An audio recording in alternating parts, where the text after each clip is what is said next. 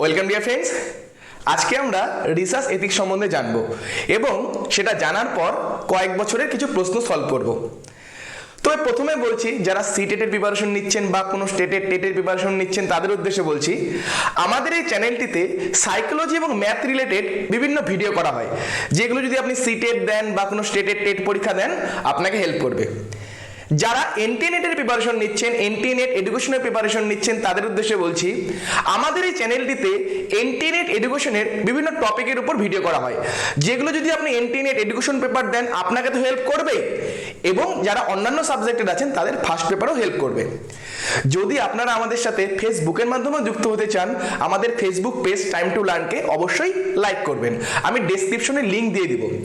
এই পেজটিতে আমরা আপডেট দিয়ে দেই আগামীতে আমাদের চ্যানেলে কি ভিডিও আসতে চলেছে। আমি সার্থক পাল আপনাদের সবাইকে স্বাগত জানাচ্ছি আমাদের YouTube channel time to learning. চলুন তাহলে শুরু করি। তাহলে ডিয়ার ফ্রেন্ডস, আজকে আমরা আলোচনা করতে যাচ্ছি রিসার্চ এথিক্স নিয়ে। তাহলে সবার আগে জেনে নেই এথিক্স কি। এথিক্স হলো কোন কাজটা আমাদের করা ঠিক, সেটা হচ্ছে আমাদের এথিক্স। আর আনএথিক্যাল তাহলে কোনটা হবে? যে কাজটা আমাদের করা ঠিক না। যেটা করা ঠিক সেটা হচ্ছে এথিক্স, যেটা করা ঠিক না সেটা হচ্ছে আনএথিক্যাল। তার মানে যখন আমরা বুঝতে পারবো কোন কাজটা ঠিক আর কোন কাজটা ঠিক না, সেটাকে কি বলছি? এথিক্স। তাহলে রিসার্চ এথিক্স কি? তার মানে রিসার্চ এথিক্স আমরা বলতে পারি রিসার্চে কোন কাজটা করা ঠিক সেটাকেই বলা হচ্ছে রিসার্চ এথিক্স। তাহলে আনএথিক্যাল কোনটা হবে? রিসার্চে যেই কাজটা করা ঠিক না। এখন দেখুন, আমরা তো এডুকেশনাল ফিল্ডের কথা বলছি, এছাড়াও সাইকোলজি আছে, সোশিওলজি আছে। এই ফিল্ডে যে রিসার্চগুলো হচ্ছে সেগুলো কিন্তু আপনি যদি দেখেন সাধারণত কি হচ্ছে, কোনো মানুষের উপর হচ্ছে অথবা কোনো পশু পাখিকে নিয়ে করা হচ্ছে। তাই তাদের উপর যখন আমরা রিসার্চ করছি সেটার যদি কোনো নির্দিষ্ট নিয়ম, কোনো রুলস যদি না থাকে, তাহলে হতে পারে আমি রিসার্চ করতে গিয়ে যাদের থেকে ডেটা নিচ্ছি তাদেরকে ভয় দেখিয়ে ডেটা নিচ্ছি, তাদের থেকে যে ডেটা নিলাম সেটা তাদেরকে না জানিয়ে আমি সেটাকে পাবলিক করে দিলাম, বা সেই ডেটাটার আমি মিসইউজ করলাম অ্যাজ এ রিসার্চার হিসাবে, হতে পারে। এইসব প্রবলেম দূর করার জন্য এখানে 4টা সংস্থার নাম লিখেছি, এটা একটু মনে রাখবেন। কি কি? আমেরিকান সাইকোলজিক্যাল অ্যাসোসিয়েশন, এটা হচ্ছে সংক্ষেপে এপিএ। আমরা যে রেফারেন্স লিখি, আমরা যখন রেফারেন্স লিখি, রেফারেন্সও কিন্তু এখন এপিএ 6 এডিশনে লেখার কথা বলা হয়, সেটাই কিন্তু হচ্ছে আমেরিকান সাইকোলজিক্যাল অ্যাসোসিয়েশন। এছাড়া কে কে ছিল? The British psychological society, the American society for prevention of cruelty to animals, the United States office of education. এই 4টা সংস্থা কি করলো? কিছু রুলস রেগুলেশন বেঁধে দিল যে রিসার্চ করতে গেলে এই কাজটা আমরা করতে পারবো, এইগুলো কাজ আমরা করতে পারবো না। তো সেটাকেই বলা হচ্ছে কি? রিসার্চে এথিক্স। তো এখান থেকেই আমরা বার্গ 1954 সালে রিসার্চ এথিক্স সম্বন্ধে কি বলেছিলেন সেগুলোকে জানবো। তো সেগুলো যদি আপনি বুঝে যান, রিসার্চ এথিক্স সম্বন্ধে আপনার ধারণাটা অনেকটাই ক্লিয়ার হয়ে যাবে। চলুন তাহলে সেটা আমরা জেনে নিই। তাহলে ডিয়ার ফ্রেন্ডস, অলরেডি আমরা রিসার্চ এথিক্স কি সেটা জানলাম। এখানে আমি আরেকটু অ্যাড করব, রিসার্চ এথিক্স হচ্ছে রিসার্চে কোনো কিছু জালিয়াতি করা, রিসার্চে কোনো ফলস স্টেটমেন্ট বা ফলস কিছুকে ঢুকিয়ে দেওয়া। রিসার্চে আমি যেই ফাইন্ডিংসটা আমার আসলো, আমি যেটা খুঁজে পেলাম, সেটা রিপোর্টে না দিয়ে, সেটাকে সাবমিট না করে আমি নিজের মনের কথাগুলোকে সাবমিট করলাম। এছাড়াও আমি অন্যের কোনো কিছুকে কপি করলাম, তাকে অ্যাপ্রিসিয়েট না করে তার ওয়ার্কটাকে আমি কপি করলাম। সে একটা কাজ করেছে, আমি তার কোনো পারমিশন নিলাম না, ডাইরেক্ট তাকে কপি করে নিলাম। এগুলো কি হবে? রিসার্চে এথিক্যাল ইস্যুস বা আনএথিক্যাল। রিসার্চে এগুলো হচ্ছে একদম পুরোপুরি আনএথিক্যাল। বার্গ 1954 সালে কি করলেন? 3 ধরনের এলিমেন্টের কথা বললেন, ইম্পর্টেন্ট এলিমেন্টের কথা বললেন রিসার্চ এথিক্সে। সেই 3টা কি কি ছিল? কনসেন্ট মানে সম্মতি, কনফিডেন্স, স্ট্যান্ডার্ড প্রসিডিওর।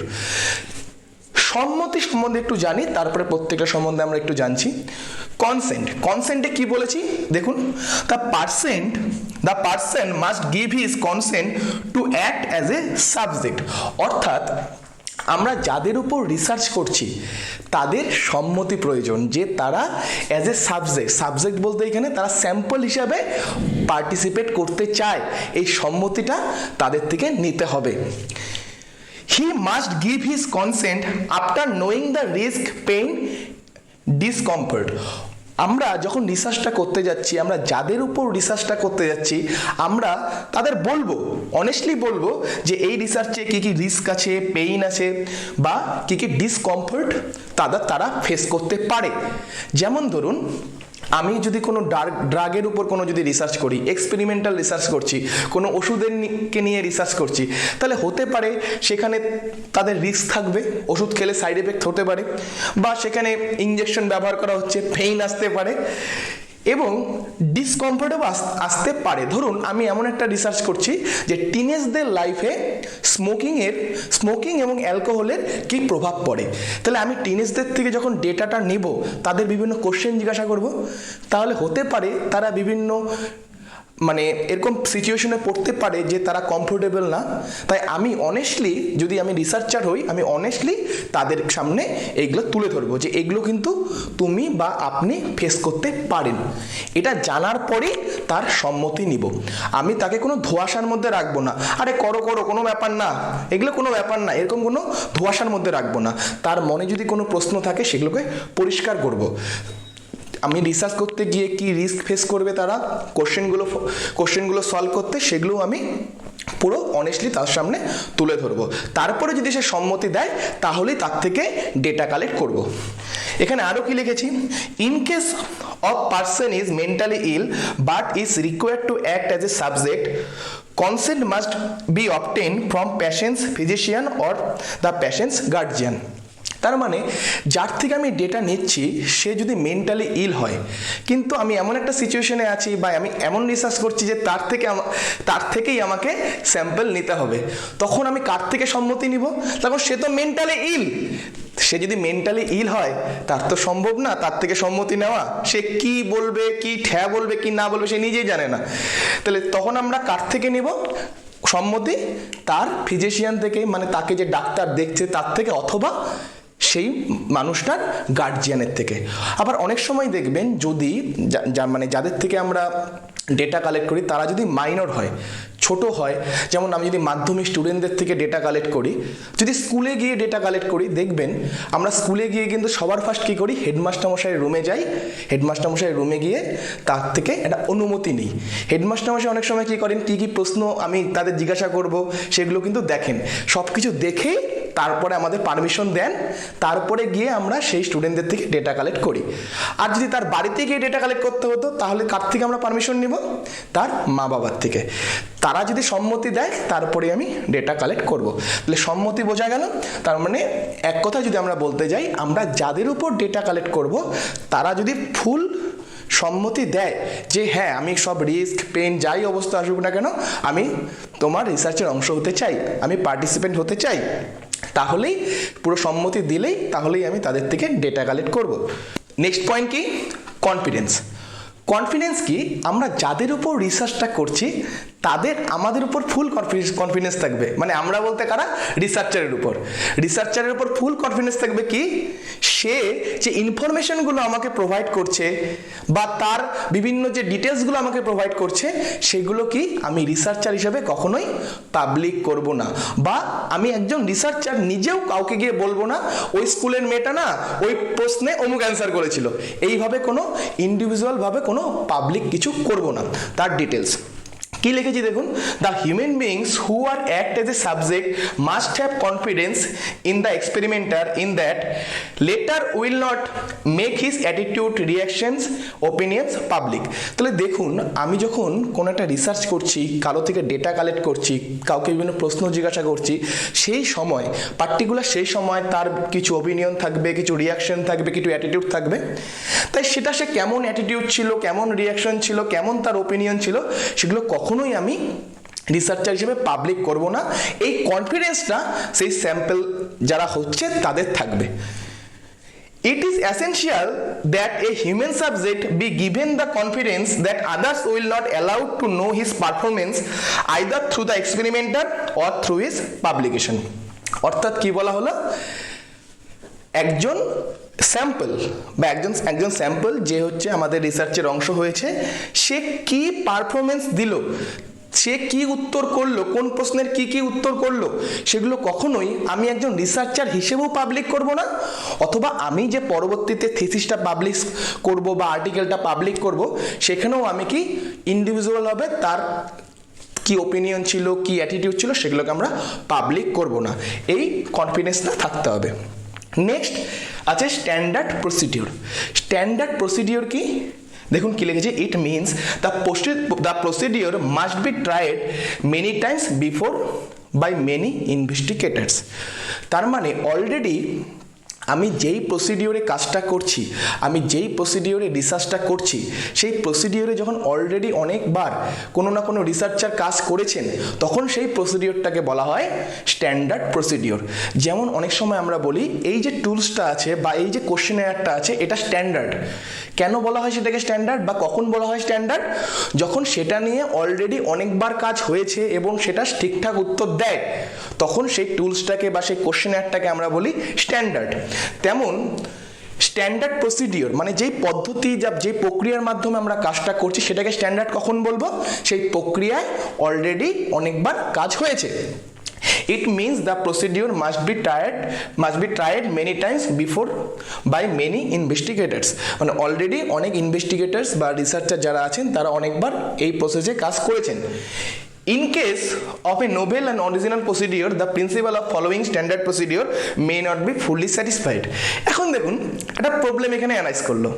যদি আমি কোনো নতুন কোনো কাজ করতে যাই, এমন কোনো রিসার্চ করতে যাচ্ছি যেটা নিয়ে আগে কখনো কাজ হয়নি, আমার কাজটা নোভেল, তার মানে দেখুন তাহলে সেটার উপর কোনো কোশ্চেনার থাকবে না বা কি প্রসেসে করব সেটাও একটা নতুন হবে। অলরেডি কেউ করেছে এটা তো আমি বলতে পারবো না, তখন এটা তো একটা নতুন প্রসিডিওর, তখন আমি নতুন কাজ করতে যাচ্ছি তাহলে তো নতুন প্রসিডিওর লাগবে। তাহলে সেই কেসে কি হবে? তাহলে সেটাই বলা হয়েছে যে সেখানে কি হচ্ছে, standard procedure may not fully satisfied. তার মানে স্ট্যান্ডার্ড প্রসিডিওরটা আমরা ফুললি স্যাটিসফাই করতে পারছি না। In this case the new procedure must regarded as acceptable by others undertaking the research for the welfare of the others. তার মানে এই সমস্ত ক্ষেত্রে আমরা কি করব? তাহলে আমরা দেখব যে আমরা যে রিসার্চটা করতে যাচ্ছি সেটা যাদের উপর রিসার্চ করতে যাচ্ছি বা সোসাইটির উপর যে আমরা রিসার্চটা করছি সেটা সোসাইটি বা তাদের ওয়েলফেয়ারের জন্য করছি কিনা। যদি সেটা হয় তখন আমরা কি করব, কোনো অথরিটির থেকে আমরা পারমিশন নেব। কোনো ইউনিভার্সিটি, যে ইউনিভার্সিটি থেকে আমরা করছি বা সেই যেই সংস্থার থেকে আমি করছি তাদের থেকে পারমিশন নেব। সেই পারমিশনের পাওয়ার পরেই আমি সেই প্রসিডিওরে রিসার্চ করব। এটা ছিল হচ্ছে বার্গের তিনটা এলিমেন্ট। তিনি কি বলেছিলেন রিসার্চের এথিক্স সম্বন্ধে। এখন আমরা কিছু প্রিকশন সম্বন্ধে জানবো যে একটা রিসার্চে যখন আমরা করব আমাদের কি প্রিকশন নেওয়া প্রয়োজন, সেগুলোও কিন্তু রিসার্চ এথিক্সেরই পার্ট। চলুন তাহলে ডিয়ার ফ্রেন্ডস, এখন আমরা আলোচনা করতে যাচ্ছি একজন রিসার্চারকে কি প্রিকশন নিতে হবে রিসার্চ করার সময়, অর্থাৎ তাকে কি সতর্কতা অবলম্বন করতে হবে যেন রিসার্চে এথিক্যাল ইস্যুস না আসে। প্রথম পয়েন্ট দেখুন কি লিখেছি, where the possibilities of injuries after effect exist, the researcher should inform the subject in the beginning and the researcher should be started only when the subject agree to participate. তাহলে আমরা যখন কোনো research করতে যাচ্ছি সেই রিসার্চে যদি যে participant আছে বা যে স্যাম্পল আছে তার যদি রিস্ক থাকে কোনো বা কোনো ইনজুরির ভয় থাকে বা কোনো আমি এমন কোনো প্রশ্ন করব যেখানে সে আনকমফোর্টেবল ফিল করতে পারে, সেখানে কি তাহলে আমরা কি করব, তাকে ফুলি আগে বলে দেব যে এরকম কিন্তু সম্ভাবনা আছে। তারপরে যদি সে সম্মতি দেয় তারপরেই আমরা তার থেকে ডেটা কালেক্ট করব। Next, when the design of the experiment is such that some intoxicant drugs are to be administered to subject, adequate facilities must be maintained for appropriate safeguards of the physical and psychological health of the subject. Usually the drugs should be administered under the guidance of medical experts. ধরুন আমরা যখন কোনো আগুনের কাজ করি, যেখানে আগুন লাগার ভয় থাকে, সেখানে আমরা কি করি, আগুন লাগতে পারে এটা ভেবে আগুন নেভানোরও বিভিন্ন ব্যবস্থা করে রাখি। যদি আগুন লেগে যায় তাহলে যেন পর্যাপ্ত ব্যবস্থা থাকে সেটাকে নেভানোর জন্য।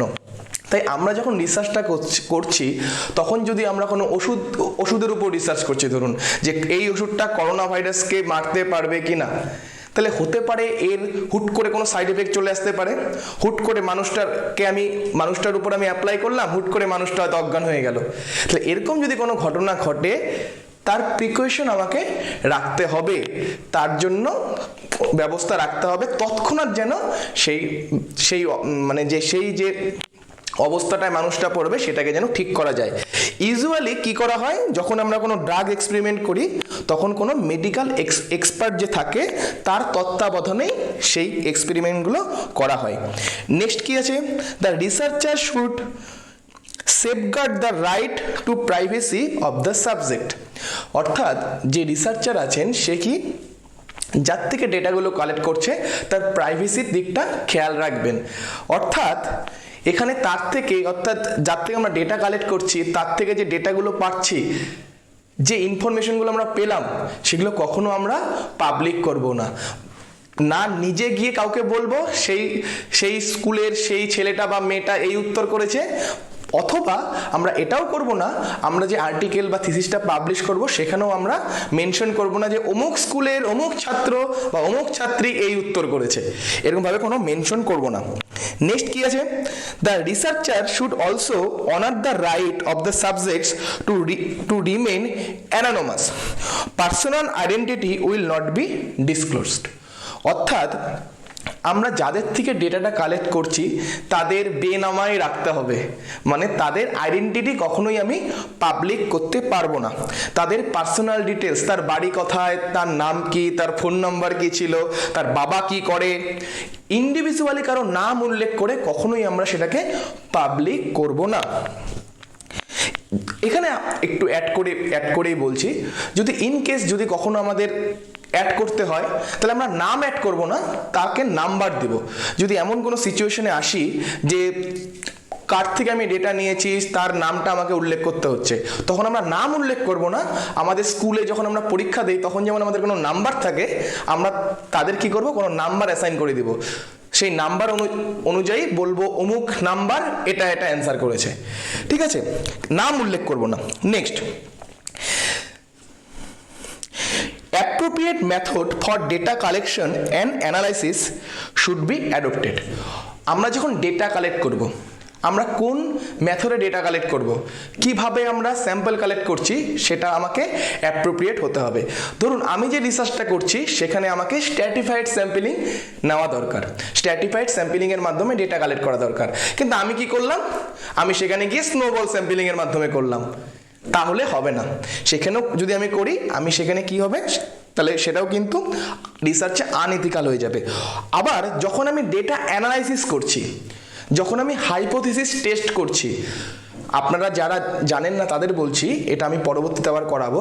হাইপোথিসিস যখন আমরা টেস্ট করি তখন আমরা বিভিন্ন টেস্ট করি, যেমন টি টেস্ট, জেড টেস্ট, চাই স্কোয়ার টেস্ট, এনোভা, এরকম বিভিন্ন ধরনের টেস্ট আছে। সেই টেস্টের মাধ্যমে আমরা টেস্ট করে দেখি হাইপোথিসিসটাকে রিজেক্ট করব না অ্যাকসেপ্ট করব। সেখানে যদি আমি সঠিক নিয়মে যদি না করি তাহলে সেটাও কি হবে, আনএথিক্যাল। ধরুন আমি যে রিসার্চটা করছি সেখানে আমার টি টেস্ট দেওয়া প্রয়োজন, টি টেস্টের মাধ্যমে ডেটা অ্যানালাইসিস করা প্রয়োজন, কিন্তু আমি দেখলাম যে চাই স্কোয়ার টেস্ট দিয়ে খুব তাড়াতাড়ি হয়ে যাচ্ছে, তাই আমি কি করলাম, রিসার্চার হিসাবে চাই স্কোয়ার টেস্ট দিয়ে কাজটা করে দিলাম, তাহলে সেটাও কি হয়ে যাবে, আনএথিক্যাল। আমার যেই টেকনিক ব্যবহার করা উচিত, যেই ডেটা অ্যানালাইসিসের জন্য যেই মেথড আমাকে নেওয়া উচিত, অ্যাডপ্ট করা উচিত, সেটাই আমাকে নিতে হবে। আমি যদি ভুল মেথড নিয়ে নেই তাহলে সেটাও কি হবে, রিসার্চে এথিক্যাল ইস্যু। এরপরে আছে data should not be manipulated. অর্থাৎ আমরা যে ডেটাটা কালেক্ট করছি সেটাকে আমরা রিসার্চার হিসাবে কখনো ম্যানিপুলেট করব না।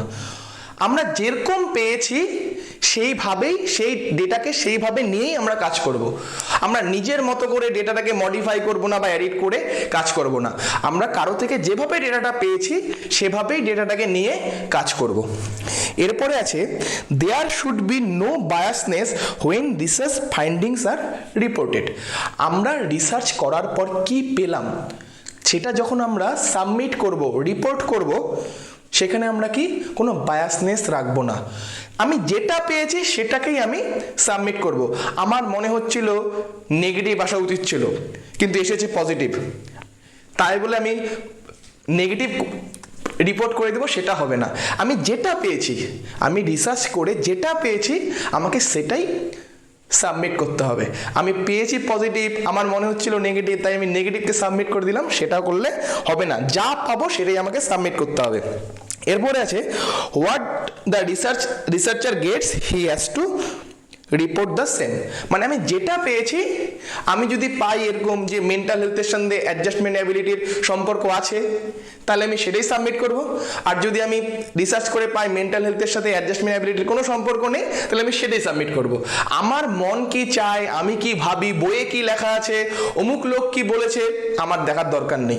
যেটা পেয়েছি আমি সেটাই সাবমিট করব। এরপরে আরো কিছু পয়েন্ট আছে। No plagiarism. প্ল্যাগারিজম কি? অন্যের কাজকে কপি করা, তার থেকে পারমিশন না নিয়ে তার কাজটাকে কপি করাই হচ্ছে প্ল্যাগারিজম। মানে অনেক সময় আমরা রিসার্চে কি করি, আমরা অনেক আর্টিকেল পড়ি, আর্টিকেল পড়ে কোনো একটা ভালো জায়গা দেখি যে এই আমার রিসার্চ রিলেটেড এটা আর্টিকেল ছিল, সেখান থেকে আমি একটা কিছু পেয়েছি। আমি কি করলাম, যার আর্টিকেলটা ছিল তার থেকে কোনো রকম পারমিশন নিলাম না, বা আমি যখন রিসার্চটা করলাম আমি রেফারেন্সে তার নামও উল্লেখ করলাম না, আমি নিজে পুরো টাইপ করে দিলাম, মানে তার যে কাজটা ছিল সেটাকেই পুরো কপি করে দিলাম, তাহলে সেটা কি হয়ে যাবে? প্ল্যাগারিজম। এই প্ল্যাগারিজম আমরা কিভাবে এড়াতে পারি? আমরা তার থেকে পারমিশন নিতে পারি, যার কাজ তার থেকে পারমিশন নিতে পারি যে আমি আপনার কাজটাকে আমার কাজে লাগাতে চাই, আপনি যদি পারমিশন দেন তাহলে আমি করব, একটা এই উপায়। অথবা আমরা কি করতে পারি, যদি সেটা সম্ভব না হয়, আমরা রেফারেন্সে তার যে কাজটা সেটা উল্লেখ করতে পারি। আমরা রেফারেন্সে আমরা কোথা থেকে নিয়েছি সেটাকে আমরা উল্লেখ করতে পারি। ঠিক আছে। এরপরে আছে animal should not be hurt. Animal should not be hurt during research. তার মানে আমরা যখন রিসার্চটা করছি তখন কি আমরা কোনো এনিমেলকে হার্ট করব না, মানে এনিমেলের কোনো ক্ষতি করে রিসার্চ করব না। নেক্সট আছে no rules and regulation should be violated. অর্থাৎ আমরা যখন রিসার্চটা করতে যাচ্ছি, আমাদের যে বিভিন্ন রুলস রেগুলেশন আমাদের সমাজের আছে, বিভিন্ন আমাদের সরকারের আছে, সেই রুলস রেগুলেশন আমরা কখনো ভায়োলেট করব না। যেরকম রুলস রেগুলেশন আছে সেটাকে মেনেই আমি আমাদের কাজগুলো করব। তো এগুলো হচ্ছে রিসার্চে এথিক্স, রিসার্চে এথিক্যাল পার্টগুলো। এখন যেটাই আজকে আমরা শিখলাম সেটাকে আমরা সামারাইজ করব। চলুন তাহলে। প্ল্যাগারিজমের ক্ষেত্রে আমি একটা কথা বলতে ভুলে গেছি। প্ল্যাগারিজমে আরেক ধরনের প্ল্যাগারিজম হয় সেলফ প্ল্যাগারিজম। সেলফ প্ল্যাগারিজম কি? নিজের কাজকেই বারবার কপি করা। ধরুন আপনি অনেকগুলো আর্টিকেল পাবলিশ করেছেন, আপনি একটা নতুন আর্টিকেল পাবলিশ করতে চান, আপনি কি করলেন, আপনার যে কাজটা আছে সেটাকেই কপি করে পুরো ছেপে দিলেন, তাহলে সেটা কি হয়ে যাবে? Self plagiarism.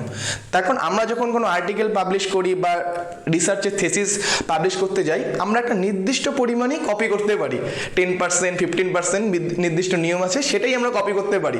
কখনো আমরা হুবহু 100%, 50%, 40% এরকম কপি করতে পারি না, একটা নির্দিষ্ট পার্সেন্টেজ পর্যন্তই আমরা কপি করতে পারি।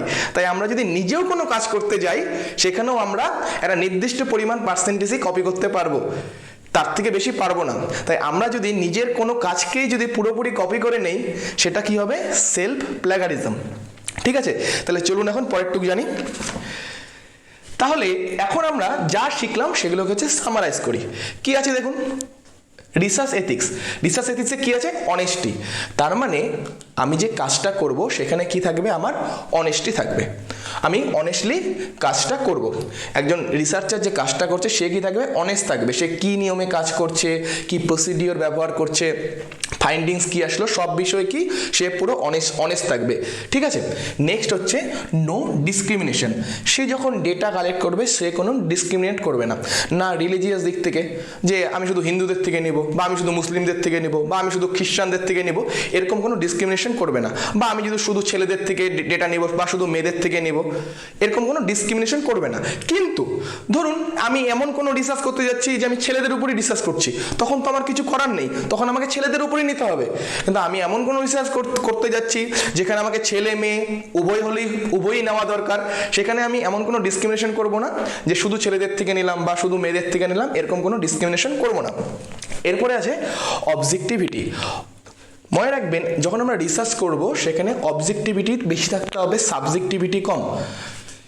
এখানে অবজেক্টিভিটি বলতে আপনারা বুঝবেন, এখানে রিসার্চার কোনো যেটা পাবে, রিসার্চ করে যেটা পাবে সেটাকেই সে সাবমিট করবে, সে নিজের মনের কথা সেখানে কোনো দিবে না, যেটা সে পেয়েছে সেটাকেই সে সাবমিট করা, সেটাই হচ্ছে এখানে অবজেক্টিভিটি।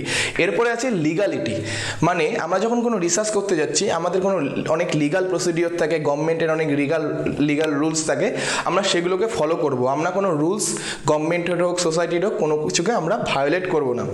এরপর আছে নেভার এম্বারেসড সাবজেক্ট বলতে যাদের থেকে আমরা ডেটা কালেক্ট করছি তাদের আমি এমন কোনো প্রশ্ন করব না বা এমন কোনো সিচুয়েশনে ফেলে দিব না যাতে সে এম্বারেস হয়ে যায় সবার সামনে, ঠিক আছে? তো এটা আমাকে খেয়াল রাখতে হবে রিসার্চার হিসাবে। এরপরে আছে কেয়ারফুলনেস, আমরা যখন কাজটা করছি আমরা খুব কেয়ারফুলি কাজটা করব, ঠিক আছে? এখানে আমরা কোনো মানে করছি এইভাবে কাজ করব না, পুরো কেয়ারফুলি ধীরে সুস্থে আমরা কাজটা করব। এরপরে আছে কনফিডেন্সিয়ালিটি। এটা তো অলরেডি আমরা জানি যে আমরা যে রিসার্চে কাজগুলো করছি, যে ডেটাগুলো পাবো সেগুলোকে আমাকে কি রাখতে হবে, পুরো কনফিডেন্সিয়াল রাখতে হবে। নেক্সট আছে নো প্লেগারিজম, আমরা কারো অনুমতি ছাড়া কোনো কাজকে আমরা কপি করব না, আর যদি করতে হয় তাহলে যতটুকু করা যায় ততটুকু করে আমরা রেফারেন্সে দিয়ে দিব। তাহলে এখান থেকে কিন্তু রেফারেন্সের মাধ্যমে আমরা কি করি সেটাও কিন্তু আপনারা বুঝতে পারলেন যে কোনো জায়গা থেকে আমি যদি কপি করি কোনো কিছুকে তাহলে তাকে অ্যাপ্রিসিয়েট করা হয় রেফারেন্সের মাধ্যমে, ঠিক আছে, বা তাকে ক্রেডিট দেওয়া হয়। এরপরে আছে নেভার হার্ট অ্যানিমেলস, অর্থাৎ আমরা যখন রিসার্চটা করব আমরা কোনো অ্যানিমেলকে হার্ট করব না। আপনারা দেখবেন যখন কোনো মুভি শুরু হয় তার আগে একটা সার্টিফিকেটের মতো আসে, সেখানে তারা ডিক্লেয়ার করে যে মুভি চলাকালীন কোনো প্রাণীকে তারা কোনো হার্ট করেনি, ক্ষতি করেনি। তো সেটাই কি হলো, নেভার হার্ট অ্যানিমেলস, অর্থাৎ আমরা যখন রিসার্চ করতে যাচ্ছি তখন আমরাও কি কোনো অ্যানিমেলকে হার্ট করব না। তো এগুলো গেলে হচ্ছে রিসার্চের এথিক্যাল ইস্যুস। এখন আমরা কয়েক বছরের কয়েকটা প্রশ্ন আমরা করে নেব, দেখি আপনারা কতটুকু পারেন করতে। চলুন তাহলে ডিয়ার ফ্রেন্ডস, আমরা কয়েক বছরের কিছু প্রশ্ন করে ফেলি, প্রিভিয়াস ইয়ারে আসা এরকম কিছু প্রশ্ন। এই প্রশ্নটা 21 জুন 2019-এর ফার্স্ট শিফটের প্রশ্ন। প্রশ্নটা আছে plagiarism in research is, option A creative use of previous data, B copying unscrupulously and making use of it, C quoting someone and citing him or her, D referring to previous data and working over it with new objectives। তাহলে plagiarism মানে কি দেখলাম আমরা, আপনারা বুঝেই গেছেন ABCDর মধ্যে কোনটা হবে। প্ল্যাগারিজম হচ্ছে কারো পারমিশন না নিয়ে তার কাজকে কপি করাই হচ্ছে প্ল্যাগারিজম। তাহলে এখানে কি হবে আপনারা আশা করি বুঝে গেছেন, option B copying unscrupulously and making use of it. Next question 21 June 2019-এর সেকেন্ড শিফটের প্রশ্নটা আছে reference serves the purpose of, মানে রেফারেন্স আমরা কোন পারপাসে ব্যবহার করি। A lending authenticity to the given content, insightful decision making, C giving ornamental value to the research, D exhibiting the great achievement. আপনারা ভিডিওটাকে পজ করে ভাবুন কি হবে। আমরা কিসের জন্য করি, অথেন্টিসিটির জন্য, যে কোনো কন্টেন্ট আমরা অথেন্টিক, আমরা কপি করে নিই, প্ল্যাগারিজমকে এড়ানোর জন্য আমরা করি। তাই এটা হবে option A lending authenticity to the given content. Dear friends, next প্রশ্ন, এটা 22 ডিসেম্বর 2019-এর সেকেন্ড শিফটের প্রশ্নটা আছে the issue of research ethics becomes relevant in which of the following stages of research, মানে রিসার্চের কোন কোন স্টেজে রিসার্চ এথিক্সটা রিলেভেন্ট হয়। এখানে 5টা বলা আছে ABCDE, 5 জন আছে, 5টা পয়েন্ট আছে, এই 5টা পয়েন্টের মধ্যে যে কোনো 2টো পয়েন্ট হবে। Option A problem selection, option B hypothesis formulation, option C hypothesis testing, option D data analysis and interpretation, option E defining of research population. এখানে কি করতে বলেছে, choose correct answer from the options given below. 1 number A B, 2 number C D, 3 number B E আর 4 number C E. A B C D E এর মধ্যে যে কোনো দুটো হবে। দেখুন তাহলে কোনটা হবে। দেখুন আজকে যে আমরা পড়লাম সেখানে কিন্তু আমরা অলরেডি দেখলাম যখন আমরা ডেটা অ্যানালাইসিস করি এবং ডেটা ইন্টারপ্রিয়েট করি, ডেটা অ্যানালাইস এবং ডেটা ইন্টারপ্রিয়েট করি, সেখানে কিন্তু আমাদের রিসার্চ এথিক্স চলে আসে। দেখুন আমরা যখন ডেটা অ্যানালাইসিস করছি তখন সে যেটা বলেছে আমরা যদি সেটা অ্যানালাইসিস না করি, আমরা যদি নিজের মতো করে ভুল মেথডে যদি অ্যানালাইসিস করি, তাহলে সেটাও রিসার্চে এথিক্যাল ইস্যুস চলে আসবে। একটু আগে আমরা দেখলাম, তার মানে দেখুন ডি যেটা আছে সেটা কিন্তু হবেই। এখানে দেখুন ডি একমাত্র একটা অপশনেই আছে, 2 নম্বর অপশনেই আছে, তার মানে সি আর ডি। তাহলে সিটা কি ছিল দেখি, হাইপোথিসিস টেস্টিং। দেখুন আমরা হাইপোথিসিস যখন টেস্ট করি তখন আমরা কি মেথডে করি, সেটা সাধারণত টি টেস্ট, জেড টেস্ট, বিভিন্ন ধরনের যে টেস্ট থাকে, এছাড়াও আছে এনোভা, সেগুলোর মাধ্যমে আমরা হাইপোথিসিস টেস্টিং করি। তাহলে সেই হাইপোথিসিস টেস্টিংয়ে যদি আমরা ভুল মেথড লাগাই, অলরেডি আমরা কিন্তু আজকে জেনেছি ভুল মেথড যদি সেখানে দিয়ে দেই সেটাও কিন্তু এথিক্যাল ইস্যুস চলে আসবে। তাহলে এখানে কি হবে, option 2 C and D. Next question, এটা 3 ডিসেম্বর 2019 সেকেন্ড শিফটের প্রশ্ন। A researcher while reporting his or her research findings gives weightage to stakeholders' perspective in a qualitative research theme. This will involve, মানে কি করলেন একজন রিসার্চার, যখন রিসার্চে যে findings অর্থাৎ সে কি রিসার্চ করে পেলো, সেখানে কি করলো, যেটা পেলো সেখানে কি করলো, সে কার ওপিনিয়নটাকে বেশি গুরুত্ব দিল, স্টেক হোল্ডারের পার্সপেক্টিভটাকেই তুলে ধরলো। তাহলে সেটাকে কোন ধরনের রিসার্চ এথিক্স এখানে আসবে। দেখুন, violation of ethical norms A number option, B number option bias and prejudices, C number disclosure of reality situation, D number inappropriate interference of others in research. এখানে দেখুন একটু বোঝার চেষ্টা করুন কি বলেছে। এখানে বলেছে যে একজন রিসার্চার যখন রিসার্চের ফান্ডিংগুলো তাকে সাবমিট করতে হবে, সে কি করলো, কার উপর গুরুত্ব দিল, স্টেক হোল্ডারের যেটা পার্সপেক্টিভ সেটার উপরেই বেশি গুরুত্ব দিল। তার মানে সে পেয়েছে একটা, কিন্তু গুরুত্ব দিচ্ছে কাকে, স্টেক হোল্ডার বা অন্য কাউকে গুরুত্ব দিচ্ছে। তাহলে সেটাও কিন্তু একটা রিসার্চের এথিক্যাল ইস্যুস। তাহলে এখানে দেখুন কি হতে পারে, আপনাদের কি মনে হচ্ছে, আপনারা একটু পজ করে ভাবুন। এখানে দেখুন একটা জিনিস পেয়েছি, রিয়ালিটিতে একটা হয়েছে, কিন্তু আমি কি রিয়ালিটিটাকে তুলে ধরছি না, আমি অন্য কিছুকে তুলে ধরছি। তাহলে এখানে কি হবে, option C disclosure of reality situation, মানে রিয়ালিটিতে যেটা হয়েছে সেই সিচুয়েশনটাকে আমি তুলে ধরছি না, আমি কি তুলে ধরছি, অন্য কোনো পার্সপেক্টিভকে আমি তুলে ধরছি। তাই এটা অ্যান্সার হবে অপশন সি। আপনাদের ভিডিওটা কেমন লাগলো অবশ্যই কমেন্ট করে জানাবেন। ভিডিওটা যদি ভালো লেগে থাকে অবশ্যই ভিডিওটাকে লাইক করবেন, যার প্রয়োজন তার সাথে শেয়ার করবেন। এরকম আরও ভিডিও পেতে আমাদের চ্যানেলটাকে অবশ্যই সাবস্ক্রাইব করবেন। ভালো থাকবেন, থ্যাংক ইউ।